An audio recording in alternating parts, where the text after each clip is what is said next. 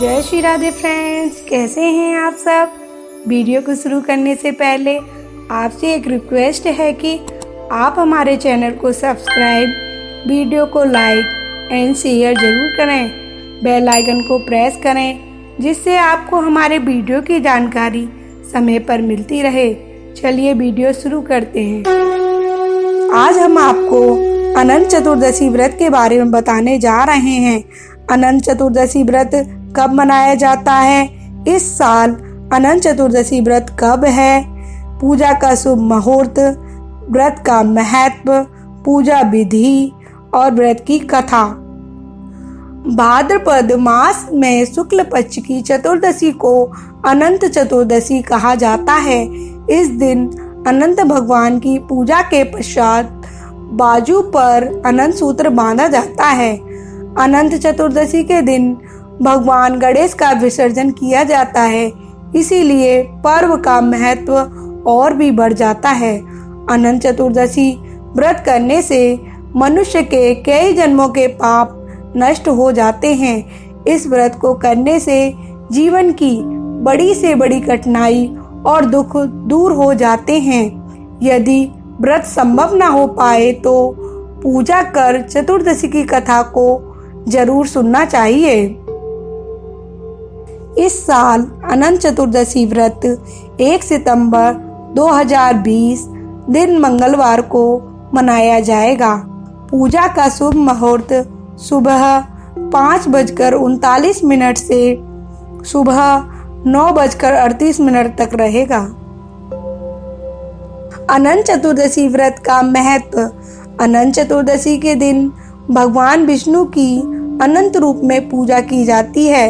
इस दिन पूजा के बाद गांठों से बना धागा बाजू पर बांधा जाता है।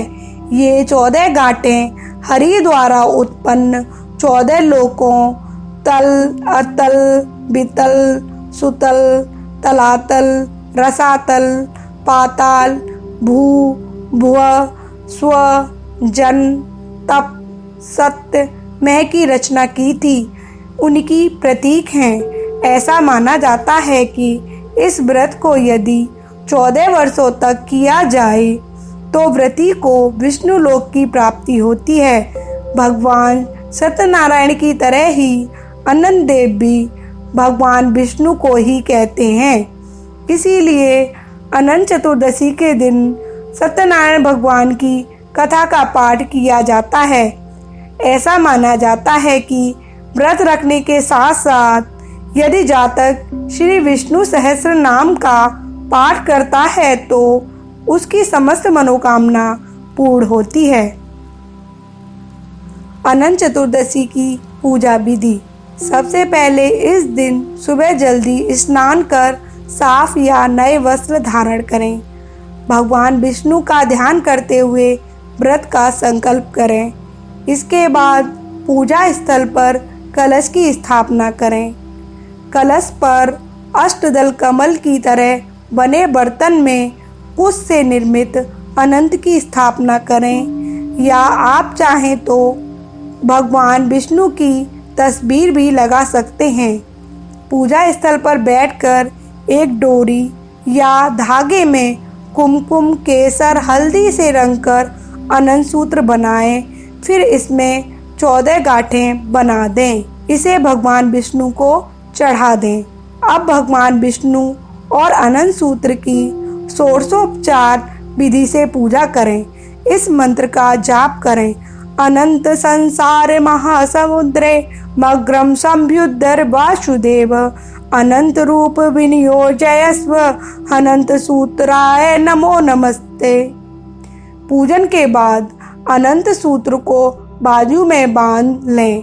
अनंत सूत्र पुरुष अपने दाएं हाथ पर बांधेंगे और महिलाएं अपने बाएं हाथ पर। ऐसा करने के बाद ब्राह्मण को भोजन कराएं और सब परिवार प्रसाद ग्रहण करें। अनंत चतुर्दशी व्रत कथा। पौराणिक कथा में लिखा है कि ऋषि सुमंत की पत्नी दीक्षा ने जब पुत्री को जन्म दिया, उसके कुछ समय बाद ही उनका देहांत हो गया।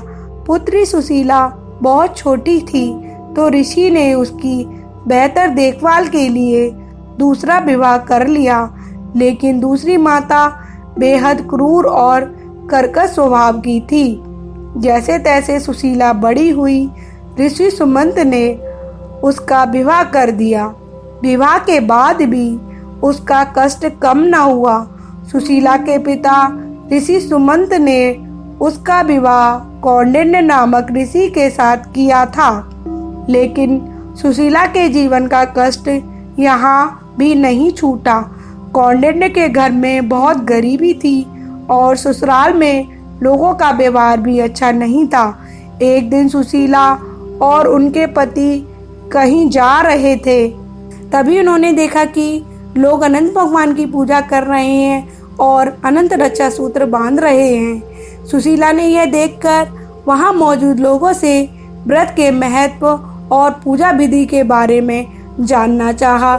जब उसे पता चला कि ये व्रत करने से संसार के सारे कष्ट मिट जाते हैं, तो उसने भी व्रत करना शुरू कर दिया। व्रत करने से सुशीला के दिन बहुरने लगे और उनकी आर्थिक स्थिति भी सुधर गई। लेकिन यह सब देखकर सुशीला के पति कौंडिन्य को गर्व हो गया।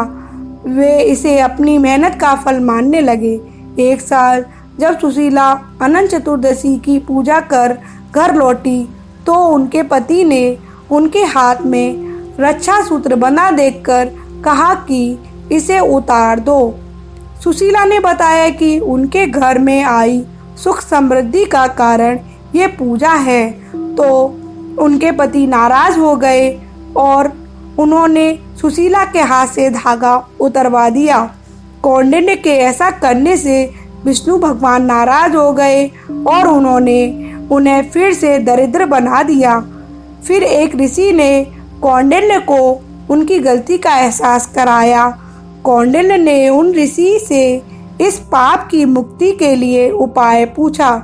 ऋषि ने बताया कि लगातार 14 वर्षों तक यह व्रत करने के बाद ही भगवान विष्णु की कृपा पाई जा सकती है। उसके बाद कौंडिन्य ने 14 साल तक पूरी तन्मयता से अनंत चतुर्दशी का व्रत और पूजा की और विष्णु कृपा पाकर सुख से रहने लगे। अनंत चतुर्दशी व्रत की दूसरी कथा। महाभारत की कथा के अनुसार कौरवों ने छल से जुए में पांडवों को हरा दिया था।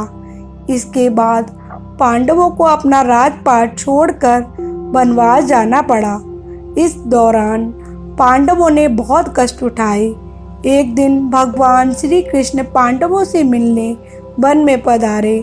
भगवान श्री कृष्ण को देखकर युधिष्ठिर ने कहा, हे मधुसूदन, हमें इस पीड़ा से निकलने का और दोबारा राजपाट प्राप्त करने का उपाय बताएं।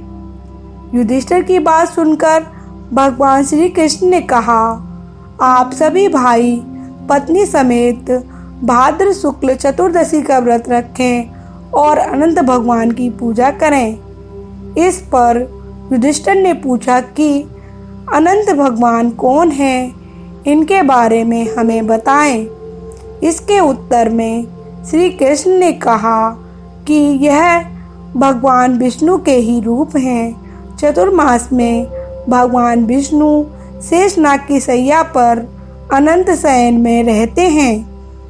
अनंत भगवान ने ही वामन अवतार में 2 पग में ही तीनों लोकों को नाप लिया था। इनके ना तो आदि का पता है ना अंत का, इसीलिए ये अनंत कहलाते हैं। अतः इनके पूजन से आपके सभी कष्ट समाप्त हो जाएंगे। इसके बाद युधिष्ठिर ने परिवार सहित यह व्रत किया और पुनः उन्हें हस्तिनापुर का राज्य मिला। जो स्त्री पुरुष अनंत भगवान की कथा सुनते हैं, उनके यहाँ भगवान विष्णु के आशीर्वाद से धन समृद्धि हमेशा बनी रहती है। धन्यवाद। जय श्री राधे, जय श्री कृष्ण।